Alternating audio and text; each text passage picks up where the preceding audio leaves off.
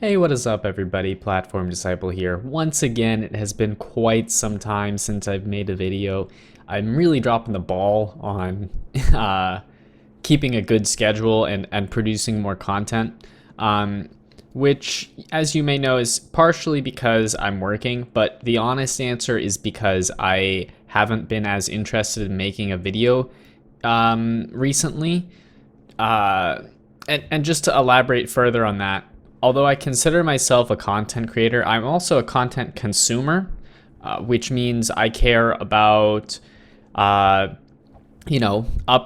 to a game, watching videos on it, reading things about it, all that, just like you. Because the reason you're watching this is because you're also a content consumer. And Infinity Wars hasn't been producing very much content. I know that I'm not helping by not producing content for the game when I take a break from it for a while or for whatever reason, but there's not really much going on. Like, if you look at the forums, there hasn't been a post in the news section in like weeks, and that just means I'm less motivated to make a video because there's less stuff to talk about. There's less going on. And we have no idea, like, are we going to get a new set anytime soon? Or are they working on maybe updating rank rewards? We don't really know what's going on. I do know that there was some talk of updating, reworking some of the weaker epics in the game. Where is the rarity? Weaker epics in the game, just like they had done with the legendaries, which is cool, and I'm looking forward to that, but it's really not quite the same as just having a new set of cards, or really setting a direction for the future of the game. Like, I'd like to hear where is the game going right now? Is there a plan, or is it just a sinking ship? Because it's hard to tell sometimes. The other thing is that Infinity Wars, it being such a small game and having little idea what's going on for the future of it. On the other side of the coin, Hearthstone recently, or not even that recently, came out with a newer set, and it's honestly fantastic. It's the best state Hearthstone has been in a really long time. So I've been spending a lot more time playing Hearthstone than Infinity Wars recently. Even though at one point in time I would have sworn by Infinity Wars being the better game, the fact that Hearthstone is run by a better company, that alone makes the game more enjoyable, because I know that the time I'm spending on the game is going to be rewarded by there being good content coming out in the future. Whereas Infinity Wars, if I keep playing, I don't know whether there's going to be another set or if it's going to be any good or anything like that. And I have no idea when it's going to come out. I've played Infinity Wars for roughly 4 years, 3 or 4 years or something like that. And there have been 2 sets that have been released during the time I've played, which is a pretty slow rate for a card game to release sets, to release new cards. Which I know is because Infinity Wars has such a small group of people working on it and supporting it. But I would be much happier if they released very, very small sets more frequently. Kind of like the way they released Rebellion in these waves. Than them kind of having this really awkward silence where we have no idea when the next stuff is coming out. Like right now, we're just sitting here waiting to hear anything, it feels like. Anyways, on the other side of the coin, on bright side of things, I am here making a video, and there is still a lot of cool stuff to talk about in the game that I haven't talked about yet. It's just I would also like to be talking about some of the newer stuff. But as a matter of fact, due to some of the card changes, we have some stuff to experiment around with. This deck is one I'm going to be showcasing today because I think this Irial change is pretty substantial. And for those of you who don't know, because I don't think they changed the text on the card, but Iriel used to not be able to use this ability from the command zone, which made her a very, very weak card on the basis that it was an opportunity cost that you had to pay when you had Iriel out. And by that I mean because she has the champion ability, you couldn't have any other champion out. And the Overseers factions has some very, very, very strong champions like Raziel and Sol, and many others, all of which are going to be more cost efficient and are just going to outcompete Iriel at almost every stage of the game. However, now that Iriel can use her ability from the command zone, I think she has a lot of potential, and this deck is attempting to explore that potential. And let's give you the rundown. So you'll notice that we have one Genesis in there, and that's in part because if we look at the triple purity cards for Overseers, there's only 2. So our incentive to run 3 Overseers is fairly minimal. Although these 2 cards are very, very good, I feel that splashing for the Genesis to take advantage of more AoE buffs is going to be better. Because what we're trying to do is basically make a lot of these angels, make it hard for them to get rid of them and boost them up. So we've got Cornican in the command zone because Cornican is going to give us 2 angels, which inevitably will die, which gives Iriel 2 resources that we can use to create 2 more angels. Basically, Cornican's in here because Cornican allows us to use Iriel pretty regularly throughout the rest of the game.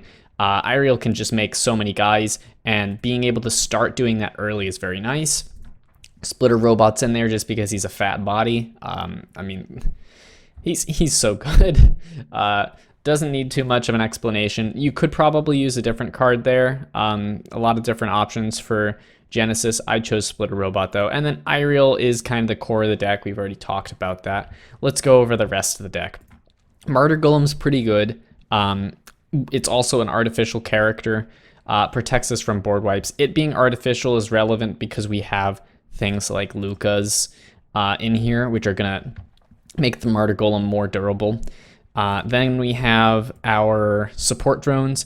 Low cost and artificial, that's good. He's also super efficient for his cost. He's a 1 cost 5/5 if we want, or we can use it to boost up Taiga to make it harder to kill Taiga, or boost up anything that we really need. Just this card's not so insane. Actually, am I noticing that I only have 2 of those? Oh, I must have accidentally taken one out. 39 cards. All right. Then we have our 3 Agent Coil Assimilators, and I don't know why this is a thing where there's a Taiga in between them, but we have 3 of them, and that's in there so that we can take these angels that Iriel is producing and repurpose them into the artificial characters that can be buffed by Luca, and they take advantage of Taiga as well. So Agent Coil Assimilator's in there for that. I think he's just fairly decent overall, and then his effect is very helpful for our deck. Taiga we've already mentioned, but in combination with the couple artificial characters we have in there, she's pretty good just on her own. And then if we manage to couple her with Agent Coil Assimilator, she becomes really insanely good. And Taiga did get nerfed. I don't know if I've talked about that too much. I think she's still pretty good. She just isn't as easily abusable. And we don't care too much about protecting her. We're just going to throw her out. Hopefully she gets us some buffs. And if she doesn't, they have to burn removal on her basically, or she'll get out of control. We have both Lucas in there, both very powerful. Luca Ascended's very nice because we don't need the Assimilator to really take advantage of it. And Luca Combat Mechanic is more buffs. We're just looking for all the buffs we can get. Cornicans, just so we can get more guys on the board that we can buff, and also so we can charge up Iriel faster. Champion's Herald, just because it's a 1-drop pretty much, but also because we do have Harahel. Harahel is substantially stronger when we can put him straight onto the battlefield. And he's he's pretty slow when you just have to play him ordinarily. Champion's Herald's a little awkward because we don't have that many champions in the deck. We only have Iriel, but we really want Iriel to hit the board immediately. And Forerunner of Champions, I think it is. No, not Forerunner. Champion's Companion is what it is. This card is too slow for us. We're trying to use very, very low cost cards so that we can flood the board and then throw around our buffs. Champion's Companion's slower, and really isn't. It does the same thing as Champion's Herald, but it just costs more, basically. And then we have our non-character cards. Controlled Temporal Anomaly is just really good. Very good at taking care of annoying characters. It also works with Lukas to put them back into play and give our guys additional buffs. Works with Martyr Golem to reset his health. I don't know if it works with Assimilator. I think he does. I think it does not work with Assimilator, but that's besides the point. 2 counter spells just to disrupt our opponent. Well-placed counterspell can win you the game. Guns of Goliath, more buffs for us. Heaven's Assistance is going to give us a very large number of guys at once. And then Mysterious Box is basically very similar to Control the Temporal Anomaly in terms of how we're going to use it. We can use it on our Lukas, or we can get rid of annoying characters. Just super good. We don't have a sideboard currently because I haven't decided whether this deck is good enough for ranked. It's more just to showcase the potential that Iriel has, because I think that I like to run decks that have very few weaknesses and that are very reliable and ranked. And I think this deck is quite weak to decks that can throw around lots of board wipes, like Descendants of the Dragons, basically. But that aside, I like the deck a lot, and we're just going to show you how it plays in a normal match. So here we are in game. Unfortunately, we're versus a deck that has 2 Flame Dawn in it, which pretty much means that we're playing against somebody who's playing a substantially more competitive deck than ours, because anything that has Chlor in the command zone has a natural tendency to be able to close the game around turn 5 if there's no way to deal with Chlor. And we have Controlled Temporal Anomaly, but that's the best we've got in terms of removal, so I don't know. We're probably not gonna win this one. Our opening hand is mediocre. We do have Iriel. Is something that's just nice is that she makes your game really consistent even when you don't have the best opener. You can basically pretty easily spend most of your resources creating characters. We do also have that second Cornican. So if we get all our guys killed, blocking potentially, we will have the ability to make up to 4 more guys, which can then be buffed by Luka. I'm hoping my opponent feels like playing the game. There we go. It took long enough. Maybe they didn't realize they were in game yet. Who knows?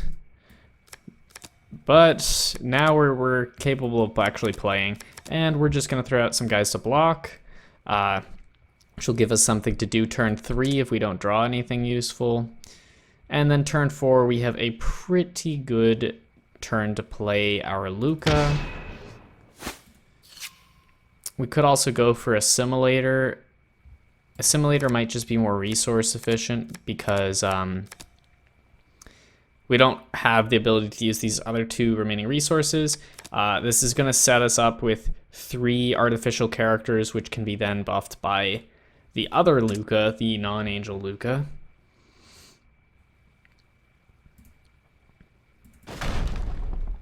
And although there's no animation or anything for it, so you wouldn't really know, that one says angel, this one says angel artificial undead, as do these other ones. And here we could really do either or on the Lukas. I don't know. Tough call, really. The advantage to playing this Luca, of course, is that we'll have a flyer. The advantage to playing this Luca is we just get more raw power immediately. I think the raw power might just be the way to go. All right, they're gonna try to race us. And it is flamed on, so odds are they can, so we're probably gonna have to defend with something. Okay, so now we can play our Champion's Herald. Really great draw for us, actually, because we can do Iriel straight into the combat zone or defense zone if we want the turn after. I think we're going to defend with a single Cornican and our Luca. And then the turn after, we can drop our Iriel, and we're going to have some really big guys. Iriel's going to cost us 3, so we'll have a resource remaining to use Iriel, and a resource remaining to use Controlled Temporal Anomaly on a blocker. Or on Chlor, I guess, just to reset his stats. Well, I'm glad we defended. We would have taken just an unbelievable amount of damage there. Okay. So put Iriel in there, in our assault zone. Create a guy. And let me think about this. Do we have lethal? So that'd be, with including Herald Hell, that'd be 20, 33, 39. Yeah, we have lethal. So I think I'm gonna control Temporal Anomaly his Evolving Parasite, because that's probably the most likely character for him to try to block with. He could also block with the Cornican, which would be unfortunate. Oh, he's been wise to what we're trying to do. Interesting that he chose to go for our Agent Coil. I think going for the flyer would have been the best decision for him. Okay. Let's see, what do we do here?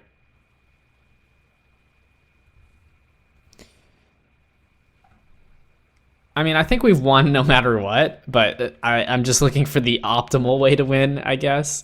And here I was crying about playing against a 2 Flamed on deck. I really should have had more faith in this deck's ability to just put out a ton of stats onto the board. Let's think. I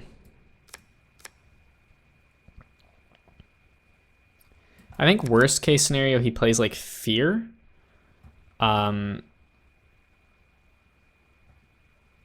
he can't play Fear. That's 2 Purity now. Duh. Okay. Well, he conceded. So that was the deck. I think I might just end the video there. I don't know how competitive this deck is, but it's definitely good enough. And I think the change to Iriel has really like improved her potential. Like if we compare her to some historically very powerful commanders like Rita and and the Sleepers Alita, we have cards that are good because they can essentially produce a character up to once every turn. Iriel is similar, but Iriel can produce way more than one character a turn. The only drawback, of course, is that her stats are much worse, so she's more likely to get killed while she's in the command zone. And she's locked into a much tighter purity than Rita or Alita. These are 1 purity cards, which means they are much more versatile in terms of what decks you can use them in. And the last thing I would want to say about Iriel, although I am convinced she is very, very good, and I'm going to be using her at least, there are currently a very, very high number of extremely good Overseers commanders.